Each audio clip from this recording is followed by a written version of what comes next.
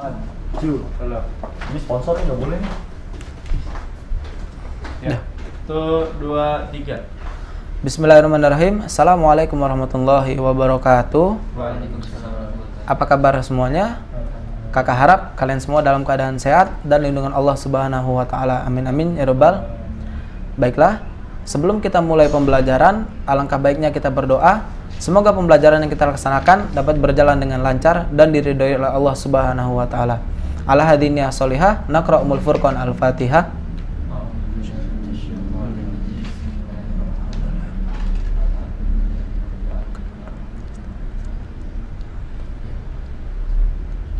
Berdoa selesai. Baiklah, mari sama-sama kita buka pembelajaran kita pada pagi yang berbahagia ini dengan bersama membaca Al-Basmalah. Bismillahirrahmanirrahim.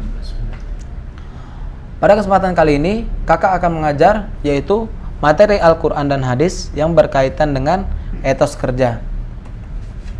Sebelum kakak memulai pembelajaran, izinkan kakak untuk memperkenalkan diri kakak terlebih dahulu. Perkenalkan, nama kakak Muhammad Zulfikri. Kakak berasal dari Ciseeng, Bogor, dan sekarang kakak sedang belajar di Universitas Ibnu Khaldun Bogor, Fakultas Agama Islam, Pendidikan Agama Islam semester 6. Untuk materi yang akan kakak ajarkan, yaitu terdapat dua materi pokok. Yang pertama, Al-Quran Surat Al-Jumu'ah ayat 9 sampai dengan ayat 11, dan yang kedua, hadis Nabi yang berkaitan dengan etos kerja. Untuk materi yang pertama, yaitu Al-Quran Surat Al-Jumu'ah ayat 9 sampai dengan ayat 11. Baik, untuk teman-teman sekalian yang membawa Al-Quran, silakan dibuka Al-Qurannya, Surat Al-Jumu'ah ayat 9 sampai dengan ayat 11. Bagi teman-teman yang tidak membawa Al-Quran, silakan membuka LKS-nya.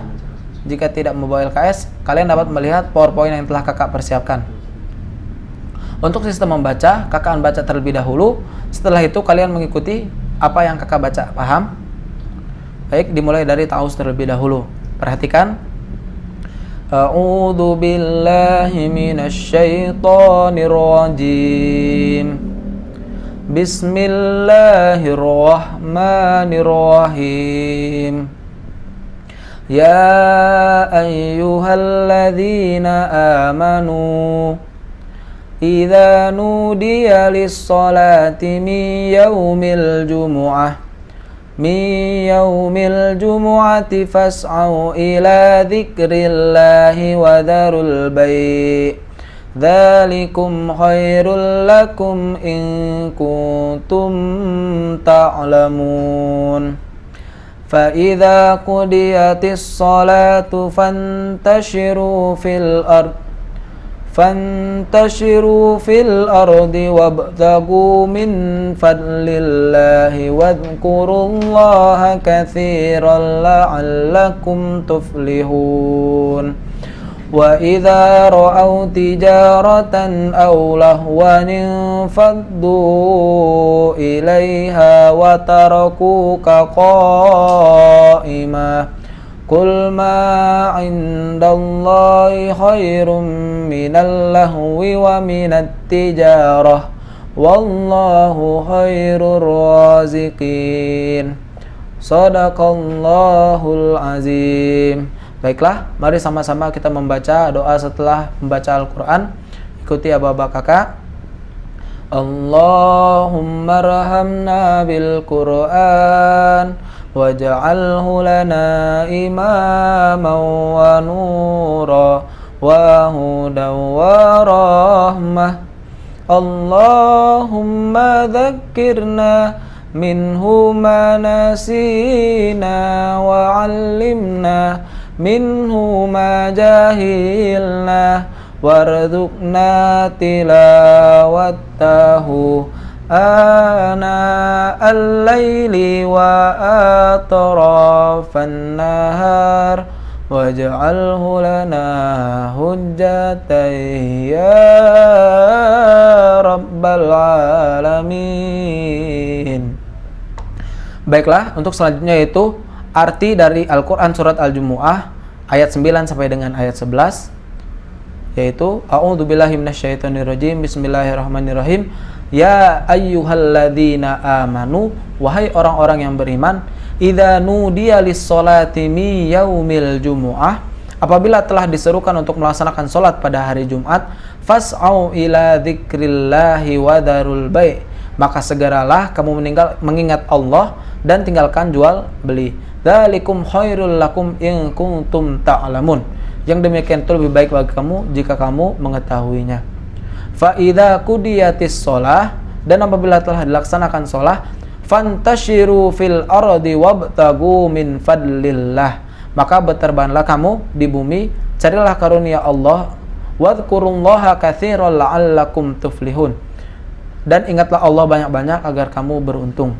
Wa idza ra'au tijaratan aw lahwan faddu ilaiha wa tarakuka qa'imah, dan apabila mereka melihat perdagangan atau permainan, mereka segera menuju kepadanya dan mereka tinggalkan engkau Muhammad sallallahu alaihi wasallam sedang berdiri berkhutbah. Qul, katakanlah, ma indallahi khairum minal lagwi wa minat tijarah, apa yang ada di sisi Allah lebih baik daripada permainan dan perdagangan. Wallahu khairur razikin, sesungguhnya Allah pemberi rezeki yang terbaik. Untuk selanjutnya yaitu makna dari Al-Quran surat Al-Jumu'ah ayat 9 sampai dengan ayat 11. Yang pertama yaitu sholat Jumat wajib bagi para laki-laki yang telah balik dan memenuhi syarat-syaratnya. Yang kedua, wajib bersegera pergi ke masjid untuk melaksanakan sholat Jumat saat azan kedua sudah dikumandangkan, dan disunahkan untuk datang ke masjid sebelumnya. Yang ketiga, haram berjual beli atau melaksanakan perdagangan setelah mendengar azan Jumat yang kedua, karena diwajibkan untuk mendatangi masjid guna mendengarkan khutbah Jumat dan melaksanakan sholat. Yang keempat, duduk-duduk di tempat zikir itu lebih baik daripada apa yang dilakukan oleh orang yang melakukan senda gurau ataupun perdagangan. Dan itu tidaklah berarti kita tidak boleh meninggalkan pekerjaan dan tidak mencari rezeki. Dan yang terakhir, siapa yang digoda oleh jiwanya untuk meninggalkan amal baik, maka hendaknya jiwa tersebut diingatkan tentang kebesaran Allah berupa pahala, karunia, dan rezeki yang baik. Untuk selanjutnya, yaitu adalah hadis tentang etos kerja. Silakan kalian lihat LKS kalian masing-masing. Seperti biasa, kakak membaca terlebih dahulu. Setelah itu kalian mengikuti bacaan kakak. Paham? Perhatikan terlebih dahulu. Haddatsana Anas bin Malikin qala kana Rasulullah sallallahu alaihi wasallam yaqulu Allahumma inni a'udzubika minal ajzi wal kasali wal jubni wal harami wal bukhli wa a'udzubika min adabil qabri wa min fitnatil mahya wal mamati.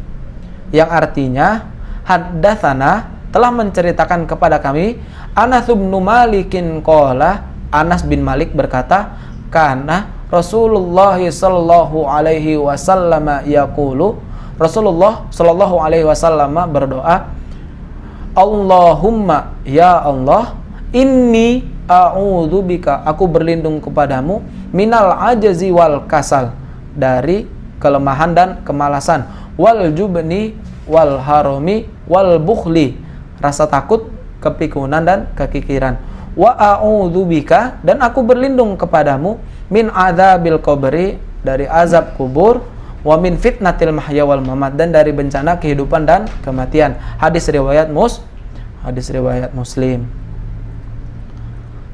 Makna dari hadis ini adalah, sebagai seorang mukmin, kita diharuskan untuk menjadi pribadi yang memiliki semangat dan etos kerja yang tinggi, tidak bermalas-malasan, bersemangat dalam mengerjakan sesuatu, dan tidak lupa berdoa kepada Allah Subhanahu wa taala agar dijauhkan dari kelemahan, kemalasan, rasa takut, kepikunan dan kekikiran, dan juga dilindungi dari siksa kubur serta bencana kehidupan dan kematian.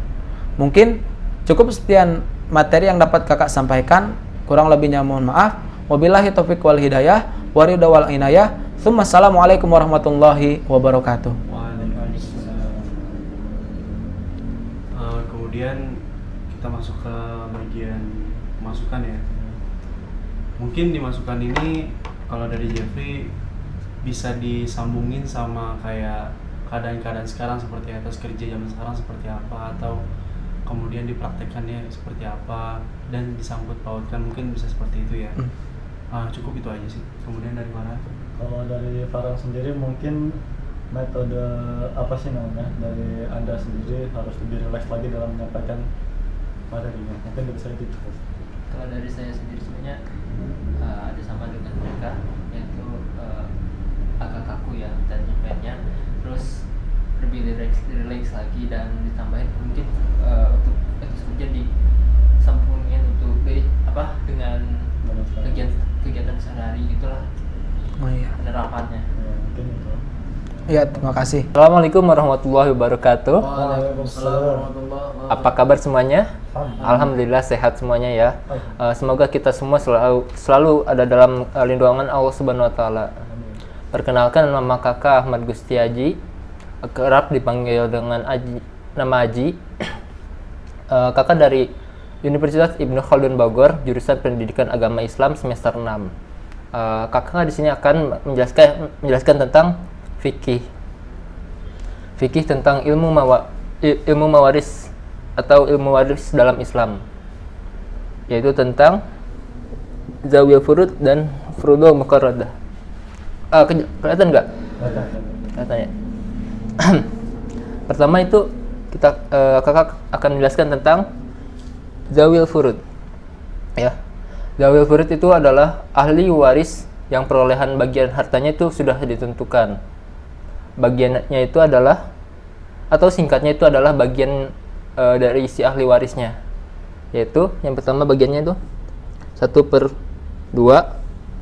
lalu ada 1/3, ada juga 1/4, lalu ada 1/6, 1/8, dan juga ada 2/3. Jadi ada total ada 6 bagian ya untuk ahli waris. Nah, selanjutnya itu ada skema ahli waris.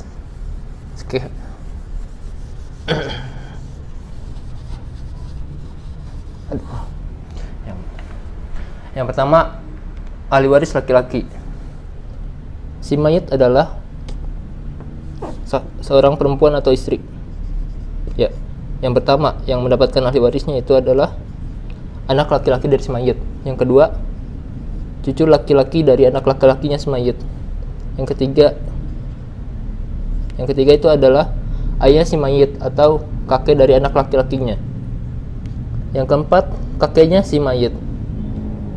Kesini ada yang kelima, yaitu saudara laki-laki sekandung dari si mayit. Yang keenam, ada saudara laki-laki sebapak. Yang ketujuh, ada saudara laki-laki seibu. Lalu ada juga yang ke-8. Yang ke-8 itu adalah anak laki-laki dari saudara laki-laki sekandung. Yang ke-9 itu adalah anak laki-laki dari saudara laki-laki sebapak. Lalu ada juga sini itu adalah 10.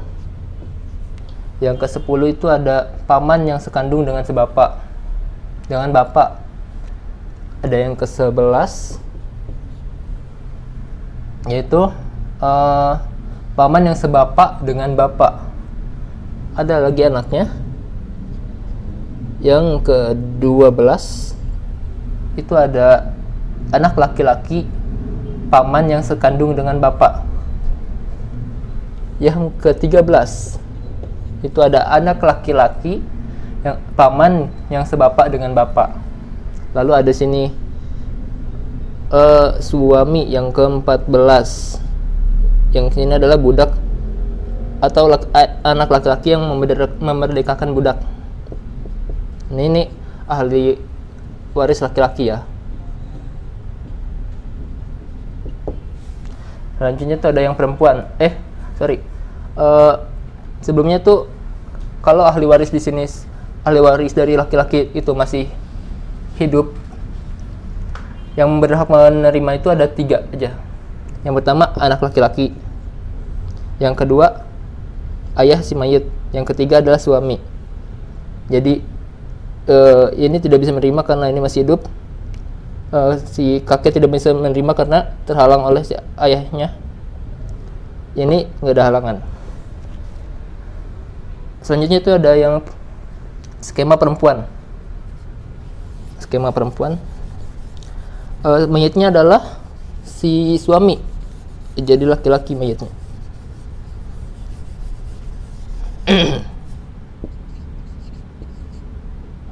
Oke. Kalau laki-laki tadi ada 15 orang, kalau perempuan itu ada cuma 10. Jadi totalnya itu ada 20 golongan kalau satukan antara laki-laki dan perempuan.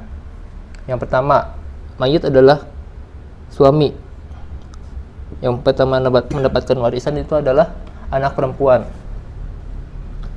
Lalu ke sini, ini tidak dapat. Ini tuh anak laki-laki dari si mayit. Yang mendapatkan itu anaknya yaitu cucu perempuan dari anak laki-lakinya. Yang kedua ini. Yang ketiga itu ibu. Yang keempat nenek. Lalu juga ada yang di atasnya lagi sebenarnya. Nenek, atasnya lagi gitu.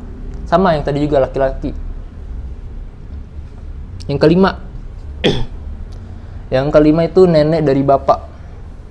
Lalu yang keenam saudara. Nenek dari bapak, benar, maaf. Yang keenam itu adalah saudara perempuan sekandung. Yang ketujuh saudara perempuan sebapak. Yang kedelapan, saudara perempuan seibu. Lanjut ada yang kesembilan. Ini suami ya, berarti ini istri.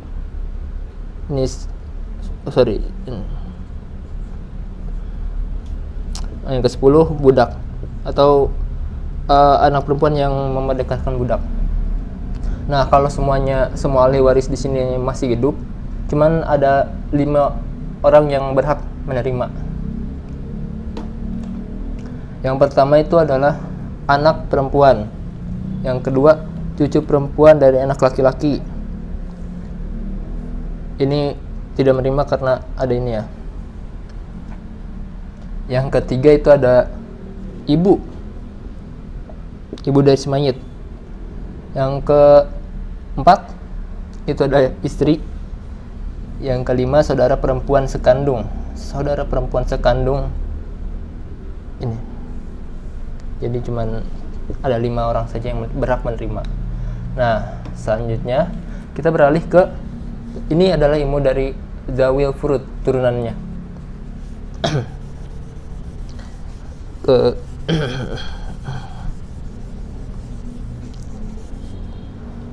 Furudul Muqarradah.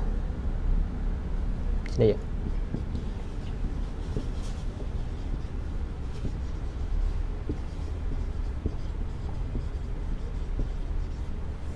Ya. Furudul Muqarradah itu lanjutan dari ilmu Zawil Furud, yaitu siapa aja yang mendapatkan bagian-bagiannya. Tadi bagian-bagiannya itu ada 1/2, 1/4, 1/3 dan seterusnya. Nah, siapa aja yang dapetin 1/2, 1/3 siapa, 1/4 siapa, dan seterusnya. Oke. Sampai sini jelas?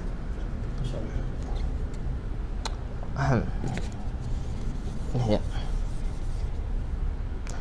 1/2. Saya sebutkan aja ya. Ada 5 yang mendapatkan 1/2 itu.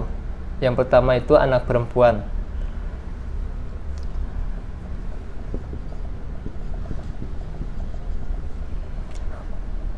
Yang kedua itu cucu perempuan dari anak laki-laki.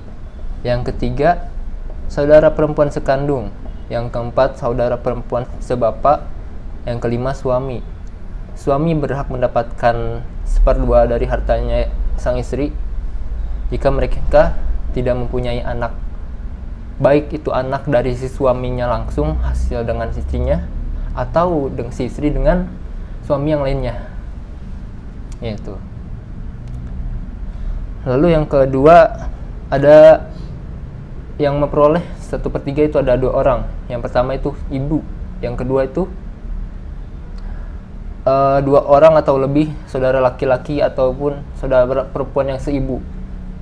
Ibu berhak mendapatkan 1/3 dari harta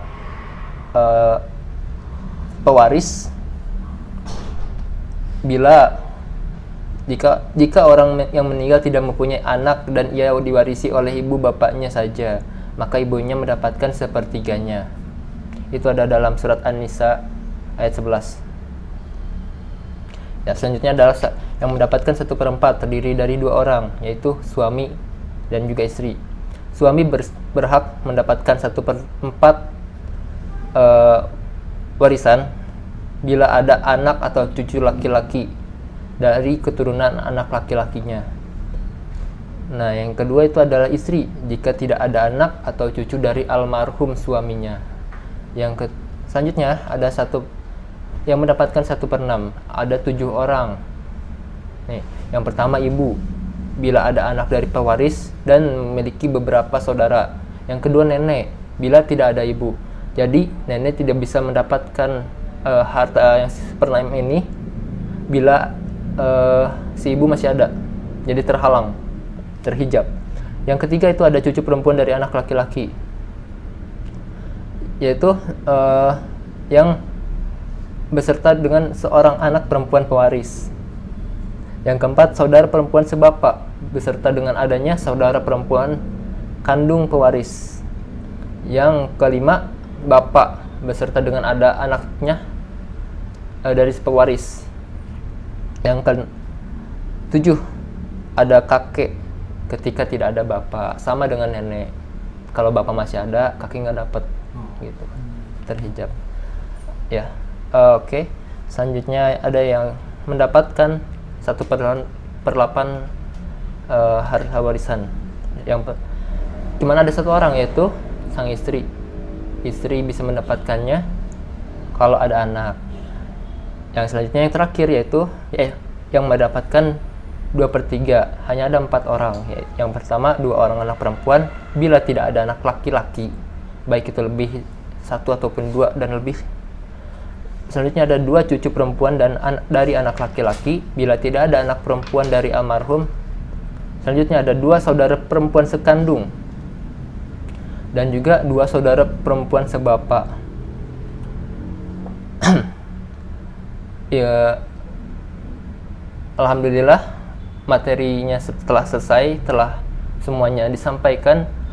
Kakak harap apa yang kakak sampaikan dapat dipahami oleh kalian semua dan dapat diterapkan dalam kegiatan sehari-hari.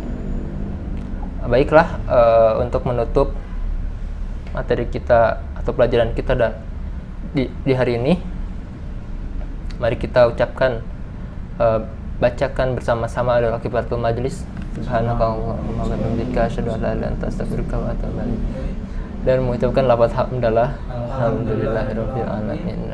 Assalamualaikum warahmatullahi wabarakatuh. Waalaikumsalam warahmatullahi wabarakatuh. Oke, kita masuk ke bagian masukan ya. Bagi kita masukan teman-teman. Yang pertama bagi kita dari Jeffrey. Mungkin karena ini fikih ilmu waris, berarti ada dalil Al-Qur'annya ya. Seperti yang tadi ayat An-Nisa ayat 11. Ketika pelajaran bisa kita baca biar supaya lebih interaktif sama muridnya. Itu aja sih masukan dari Jeffrey. Silakan. Mungkin masukan dari saya lebih ke treatmentnya nanti buat ke depannya ya. Jadi metode belajarnya harus jelas dan disampaikan harus lebih tenang aja gitu, lebih relax aja biar siapa tahu murid itu bisa lebih paham lagi kalau misalnya Anda menyampaikannya lebih tenang gitu. Kalau biasa itu. Kalau dari saya mungkin karena materi fikih ini cukup lumayan sulit ya. Mungkin untuk materi mengajarnya supaya nanti lebih mudah, mungkin bisa digunakan metode yang lebih menarik, atau ketika menjelaskan ilmu waris bisa diberi warna-warna supaya mereka lebih mudah untuk menghafalnya. Ya, terima kasih atas masukannya semuanya. Bentar, Mas, ada PPT, ada gambar gitu kan? Iya. Oh iya, jadi bisa mempermudah gitu kan? Ya, ada lagi? Udah cukup. Ya udah, terima Oke. kasih. Sama-sama.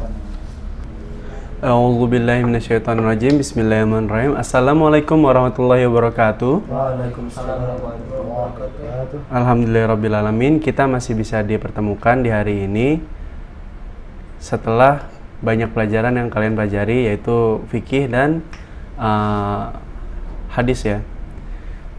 Kemudian masuk di pelajaran saya, yaitu tentang akidah akhlak. Sebelum kita masuk ke pelajarannya, hendaknya lebih baik kita membaca ta'awuz terlebih dahulu. Bismillahirrahmanirrahim. A'udzubillahi minasyaitonirrajim. Kemudian basmalah. Bismillahirrahmanirrahim. Kemudian kita masuk ke dalam doa sebelum belajar. Baca setelah saya.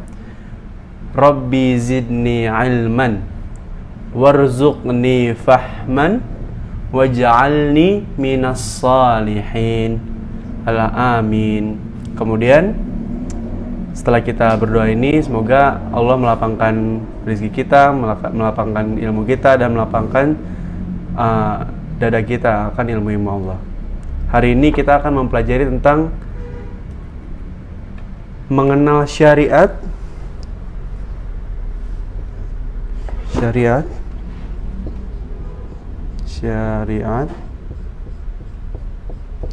kemudian setelah syariat ada thariqat,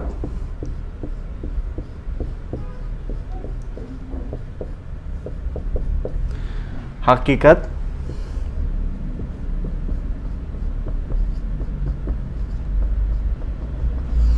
dan yang terakhir adalah ma'rifat.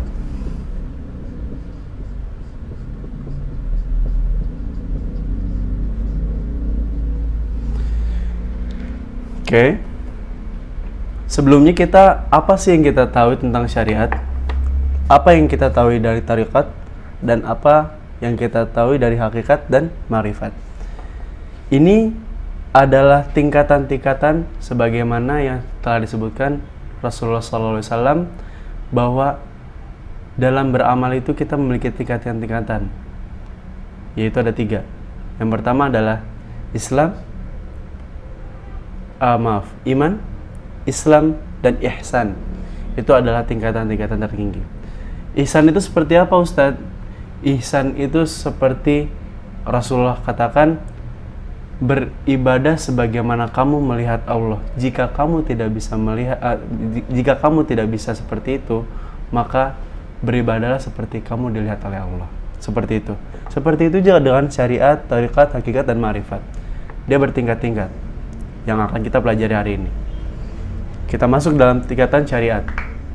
Apa itu syariat? Kata syariat itu banyak kita jumpai dalam Al-Quran. Muncul dalam kata kerja fa'il.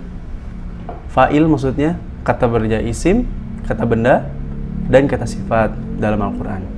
Asal kata syariat adalah syar'a, sendiri bermakna jalan. Namun dalam arti syariat sendiri bermakna hukum atau aturan. Mengapa harus belajar syariat? Kita itu sebagai orang muslim, kita harus mengetahui apa saja yang Allah inginkan dan apa yang Allah tidak inginkan dari kita. Yang Allah inginkan adalah dari yang halal dan baik, halalan, thayyiban, dan Allah tidak ingin juga dari diri kita yang haram serta buruk. Dari syariat inilah kita bisa mengenal, dapat mendekat kepada Allah, yaitu muraqabatullah. Syariat ini yang membuat kita menjadi banyak aturannya, banyak tata cara dalam kehidupannya. Dengan syariat ini kita mengetahui bahwa Allah menyuruh kepada yang halal dan mencegah dari yang mungkar. Dalil Al-Quran tentang syariat. Ini adalah tingkatan paling terendah.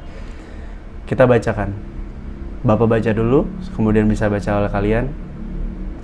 A'udzu billahi minasyaitonir rajim.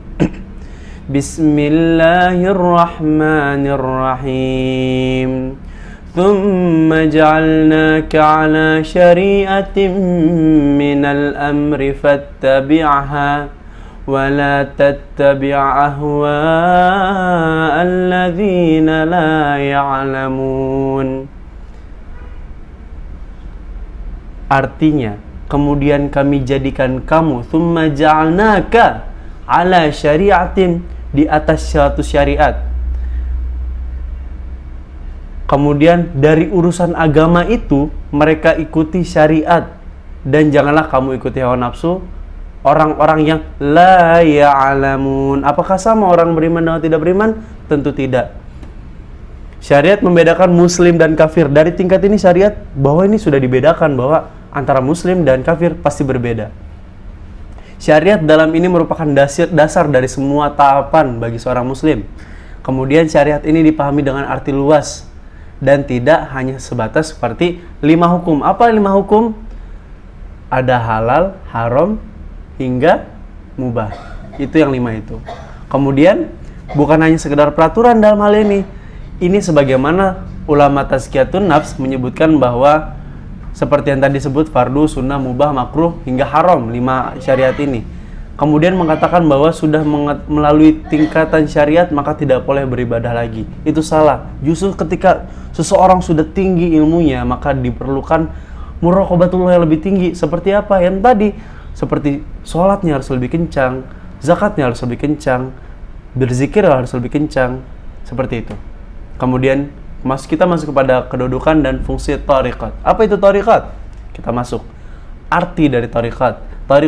Tariqah berasal dari bahasa Arab yang berarti jalan. Seperti jamaknya itu adalah at-turuq, jalan-jalan. Bukan jalan-jalan yang jalan-jalan itu, tapi jalan yang banyak. Arti dalam istilahnya adalah jalan untuk mendekatkan kepada Allah dengan metode yang sudah dipelajari oleh guru kita. Guru kita belajar bersandar hingga Rasulullah SAW. Insya Allah tidak akan perbedaan salah satunya. Seperti apa sih bentuk amaliyah tariqat? Kita bisa lihat. Bentuk amaliyah tariqat itu tidak akan jauh daripada yang Rasulullah SAW. Rasul. Ini kemudian turun kepada turun kepada sahabat. Kemudian dia turun kepada tabi'in. Kemudian turun kepada tabi'ut tabi'in dan seterusnya hingga kepada kita. Bentuk apa seperti amaliyah tariqat ini? Bentuknya adalah seperti sholat, zakat, berzikir.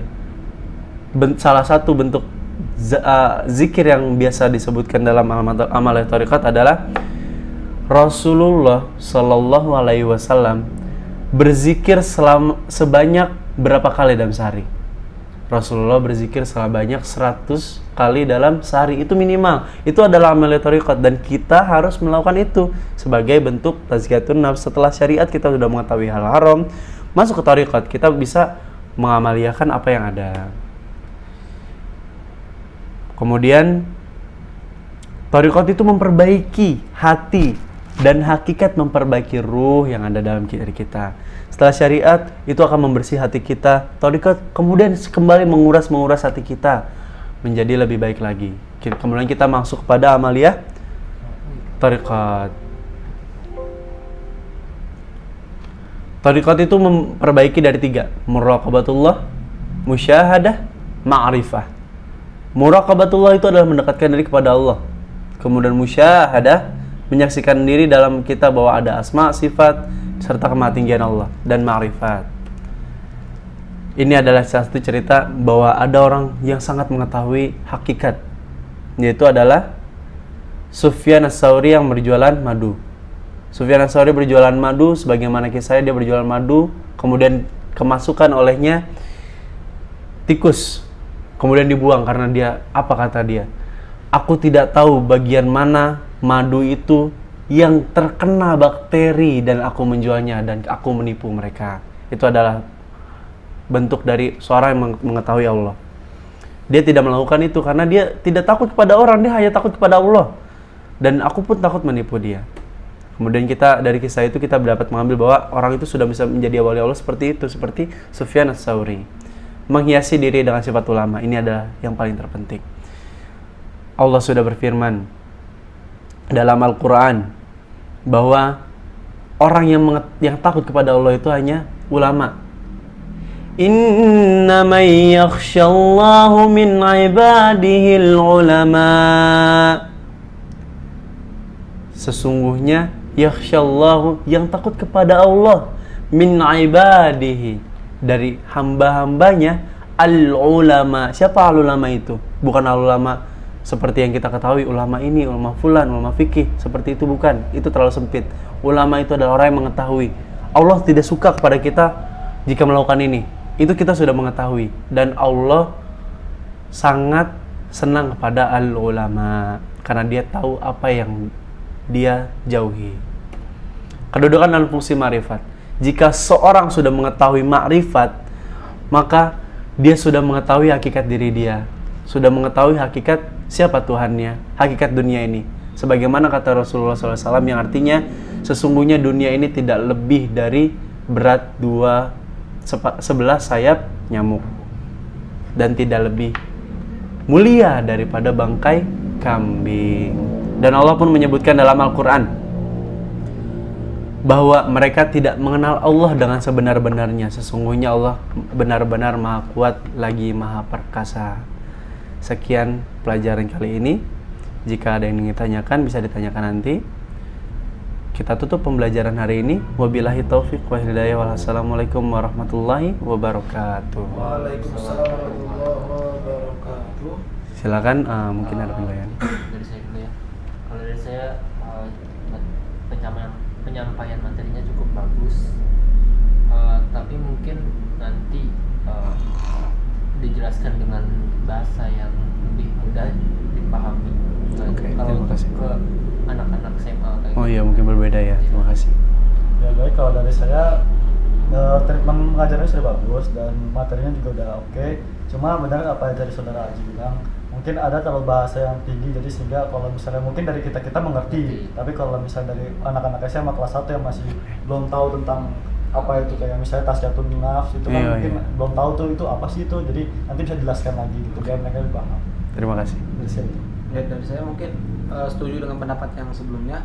Tambahan sedikit, mungkin bisa lebih dikaitkan lagi dengan keadaan-keadaan yang kita lakukan saat ini. Contohnya ketika apa itu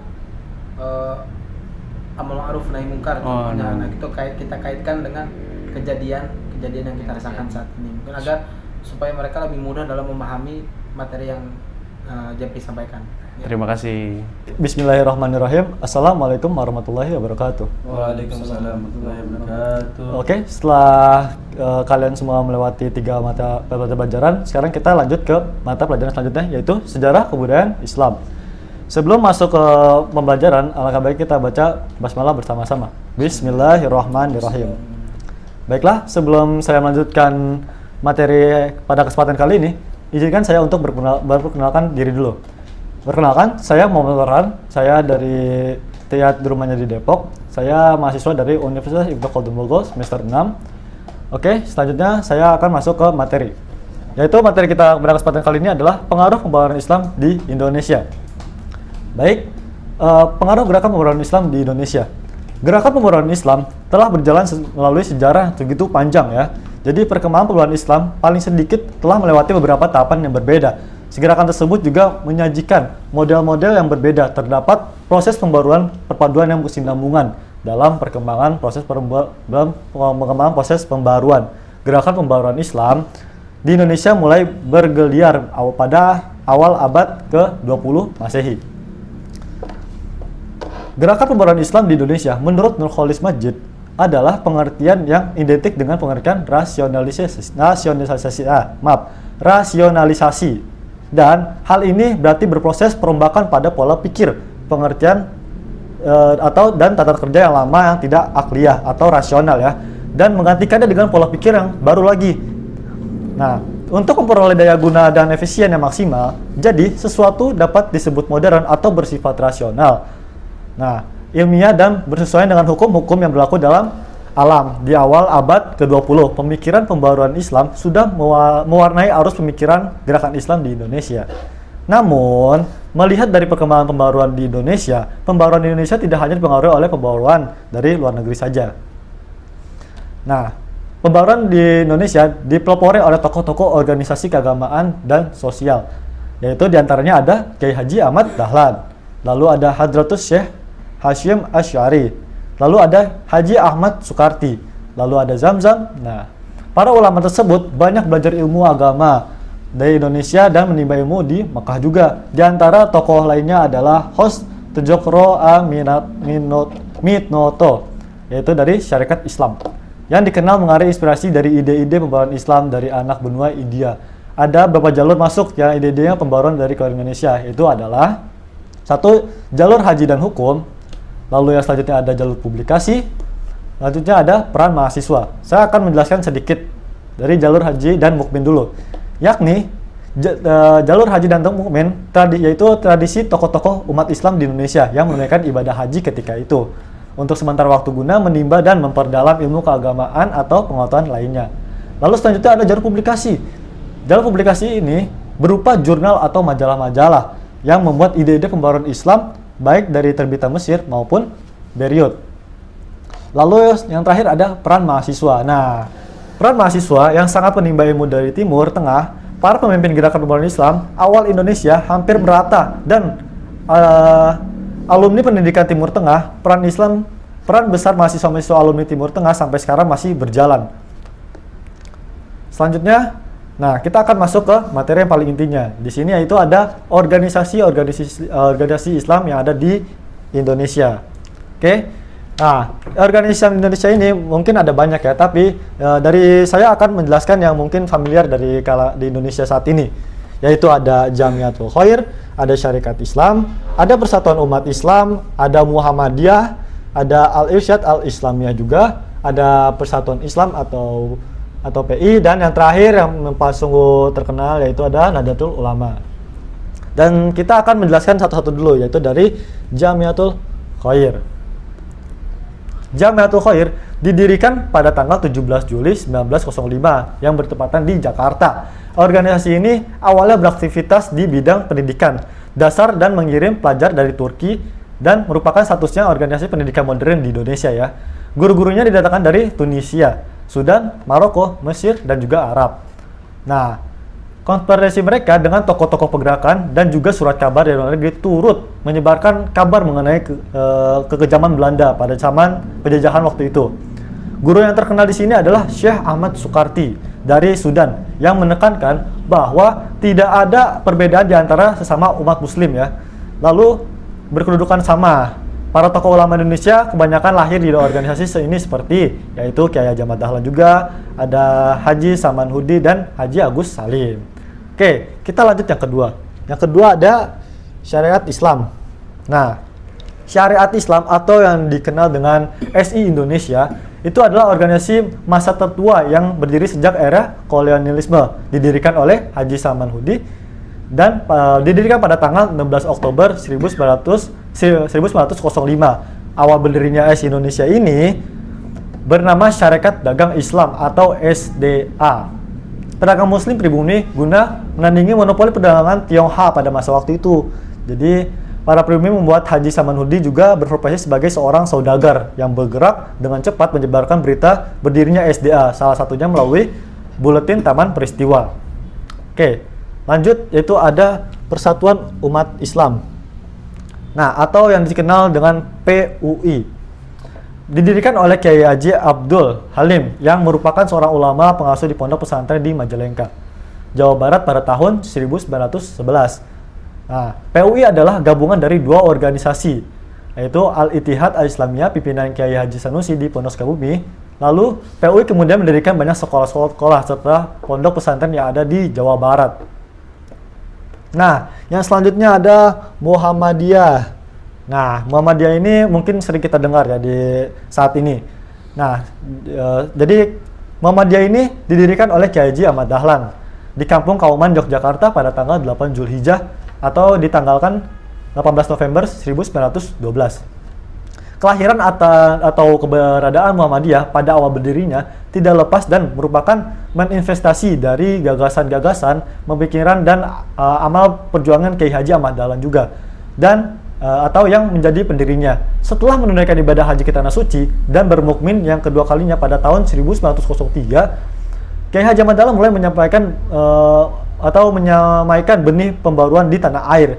Kelahiran Muhammadiyah sebagaimana digambarkan itu melekat dengan sikap pemikiran dan langkah Kiai Haji Ahmad Dahlan sebagai pendirinya. Nah, pada memadukan paham Islam yang ingin kembali pada Al-Quran dan Sunnah Nabi dengan orientasi tajdid atau yang membuka pintu itijad untuk kemajuan sehingga memberi karakter yang khas dari kelahiran dan perkembangan Muhammadiyah di kemudian harinya. Nah, selanjutnya kita akan membahas tentang Al-Irsyad Al-Islamiyah.